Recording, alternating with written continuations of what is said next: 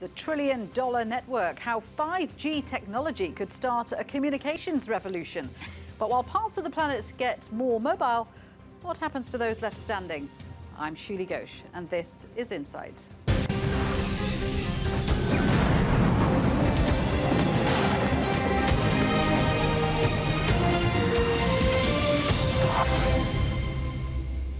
Hello there, and welcome to the programme. The next generation in mobile technology doesn't even exist yet, but analysts predict it could be worth trillions, yes, trillions of dollars to economies around the world. 5G, or fifth generation networks, aren't likely to be available until 2020.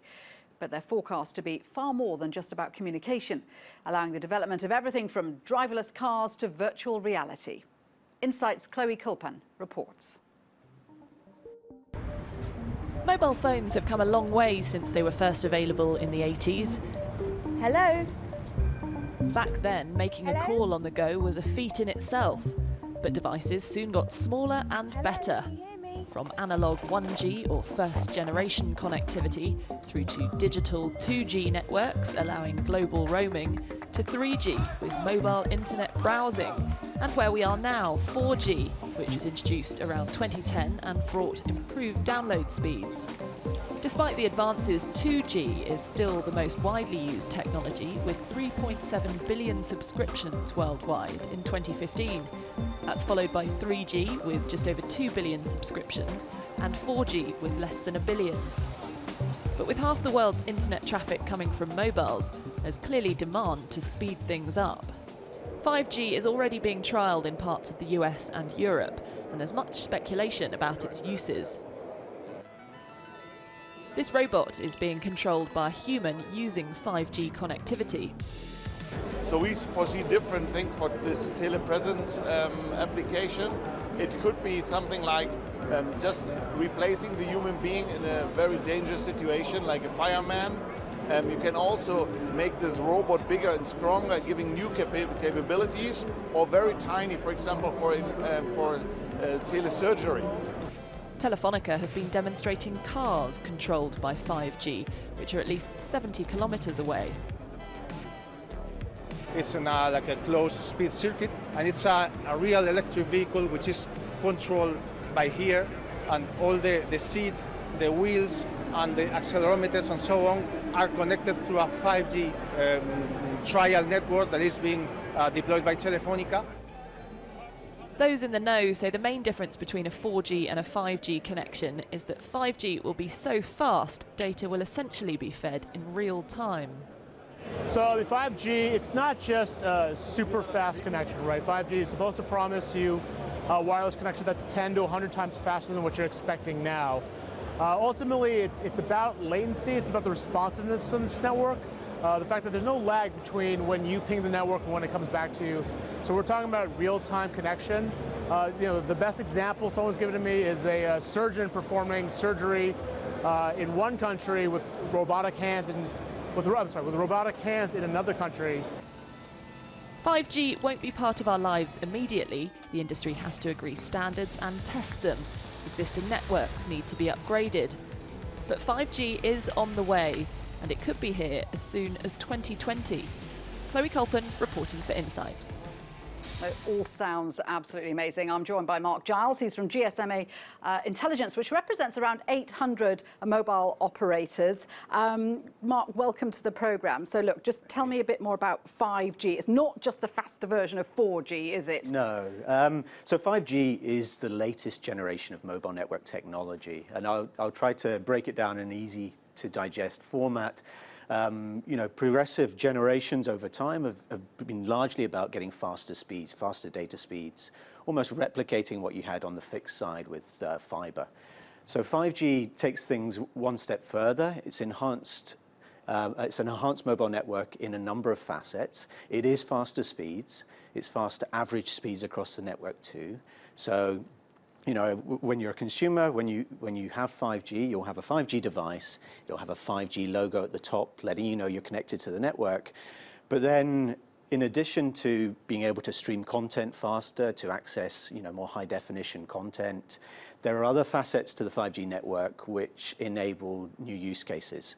So, like what? What am I going to be able to do with 5G that I can't do now? I mean, I'm not just talking about being able to download Lord of the Rings in 2 seconds, because some of the applications that people are talking about sound fantastical, like remote surgery.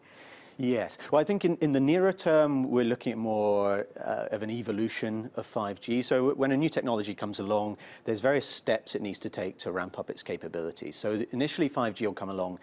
The new types of services will be things around virtual reality would be one, augmented reality, so superimposing, data over a display that you're viewing or over your smartphone's camera, so that as you're walking down the street, you can essentially see the data flow across the screen and say, okay, this is a shop or a restaurant.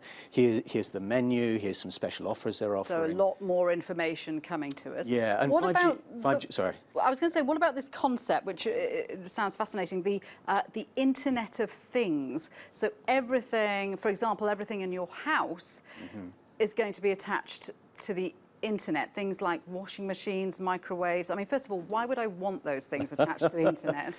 Well, I mean, there are a lot of these use cases are still being defined. So 5G will lay the groundwork to be able to support a massive number of connections. And where the mobile networks come in will primarily be when people are on the move.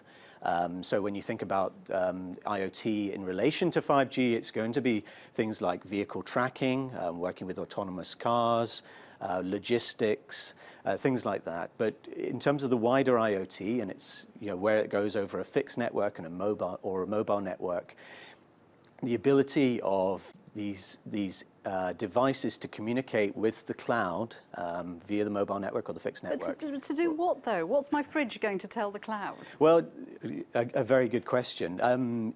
The technology needs to advance. Other than that, I eat a lot of high-fat food.